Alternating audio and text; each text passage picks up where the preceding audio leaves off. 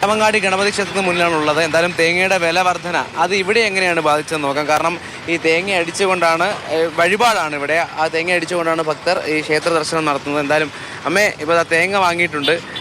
തേങ്ങയുടെ വില വർധനയൊക്കെ ബാധിച്ചിട്ടുണ്ടോ ഇങ്ങോട്ട് വരുമ്പോഴത്തേക്ക് തേങ്ങ വാങ്ങിക്കുന്നത്? തേങ്ങയ്ക്ക് വില കൂടിയെന്ന് പറഞ്ഞുകൊണ്ട് നമുക്ക് സാധനങ്ങൾക്ക് എല്ലാത്തിനും വില കൂടുതലാണ്. പിന്നെ ഈ തേങ്ങയ്ക്ക് മാത്രം വില കൂടിയെന്ന് പറഞ്ഞിട്ട് നമ്മൾ വാങ്ങാതിരിക്കുന്നില്ല.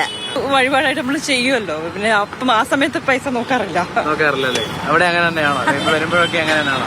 നല്ല വില കൂടുതലാണ്. അപ്പം മനോഭാവത്തിൽ മാറ്റം അങ്ങനെ ഇല്ല. കുറേയധികം തേങ്ങയായിട്ട് പോവാണ്. ഇപ്പൊ തേങ്ങയ്ക്ക് വില കൂടുതലാണല്ലോ. അപ്പൊ ഈ വഴിപാട് കഴിക്കുന്നതിലൊക്കെ ഒരു ഞങ്ങൾ കോഴിക്കോട്ടുകാരാണ്. അപ്പൊ തിരുവനന്തപുരത്ത് വന്നപ്പം എന്തായാലും ഇത് ചെയ്യാന്ന് വിചാരിച്ച് വിശ്വാസത്തിൽ അതൊന്നും പ്രശ്നമില്ല. ഭഗവാൻ സമർപ്പിക്കാനുള്ളതല്ലേ.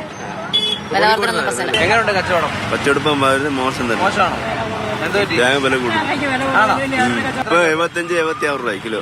അത്രയായി. വരുന്നവര് വന്ന് നോക്കിയിട്ടാണോ പോകുന്നത്? വില കാരണം ഉള്ള വാച്ചുണ്ട്.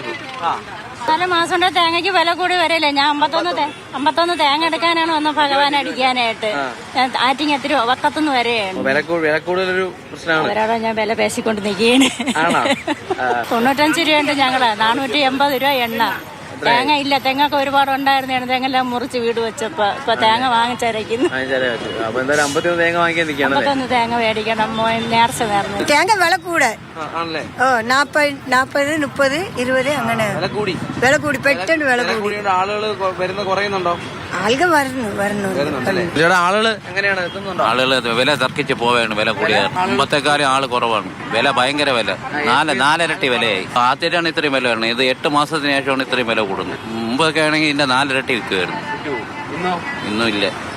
ഇന്ന് വിൽക്കുന്നില്ല. ഇവിടുത്തെ ഒരു പ്രതിസന്ധി, അവർ എത്തുന്നവർ പോലും ഒരുപക്ഷെ ഈ വില കേട്ടുകൊണ്ട് പിരിഞ്ഞു പോകുന്നവരുണ്ട്. അല്ലെങ്കിൽ വാങ്ങിക്കാൻ ഉദ്ദേശിച്ച തേങ്ങയുടെ എത്രയും എണ്ണം വാങ്ങാതെ പകുതി വാങ്ങിക്കൊണ്ട് പോകുന്നവരുണ്ട്. വ്യാപാരികൾ പങ്കുവയ്ക്കുന്ന പ്രതിസന്ധി, ആളുകൾ വരുന്നുണ്ട്. പക്ഷേ അവർ ഈ വില ഉയർന്നത് കൊണ്ട് തന്നെ ഒന്നെങ്കിൽ വാങ്ങാതെ പോവുകയോ അല്ലെങ്കിൽ പകുതി തേങ്ങകൾ മാത്രം വാങ്ങുകയോ ചെയ്യുന്ന ഒരു സ്ഥിതിവിശേഷമാണ് തിരുവനന്തപുരം പഴവങ്ങാടിയിൽ കാണാൻ കഴിയുന്നത്.